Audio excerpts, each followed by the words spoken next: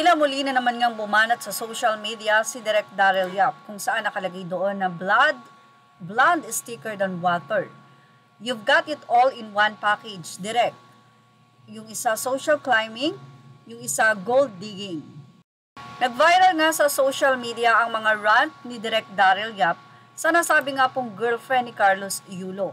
Nagsimula ito nang biglang magbigay ng statement itong si Carlos Yulo kung saan ay nasa likod niya itong si Chloe San Jose.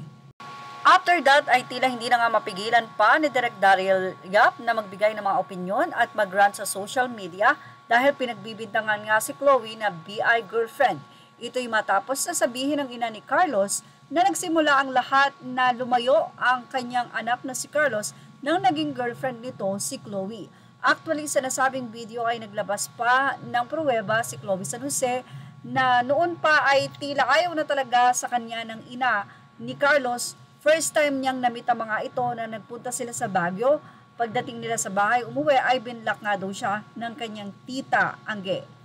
I-message ni Chloe ang kanyang ate or ang ate ni Carlos at doon sinabi niyang binlock siya ng nanay ni Carlos.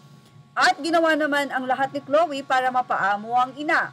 Tila simula noon ay nagkaroon na nga ng boundaries ayon kay Carlos at dahil nga dito, isa si Direk Daryl Yap sa talaga namang hindi nagugustuhan ang mga nababalitaan hinggil kay Chloe at sa relasyon nito kay Carlos Yulo na di umano ay nag-start ang paglayo ni Carlos Yulo sa kanyang pamilya nung naging girlfriend nga nito si Chloe San Jose. Ilan sa mga naging rant ni Direk Daryl Yap sa social media ay papansin din kasi itong si Goldilocks. Sumunod dito ay sinabi niya pang, Mami Angelica, itabi mo, tatambling to. Doon ay nagkomento na nga at nag-react si Chloe at sinabi nitong parang ikaw lang Direk, dami mong say quits lang. Nag-reply pa si Direk Daryl Yap kay Chloe at sinabi nitong paanong quits, ikaw pinasay mo na sa jowa mo. Pinasay mo sa jowa. So talagang nadja-judge nga yata talaga si Chloe. Dito sa Pilipinas, pagdating nila ay hindi na nga nakakasama pa si Chloe sa anumang mga press conference, sa pag-alis, sa pagpunta. So walang Chloe na napapansin. At nakita nyo nga humupa ang nasabi nga pong bashing kay Chloe at ibinigay talaga niyang spotlight kay Carlos. Ganon din naman kay si Carlos.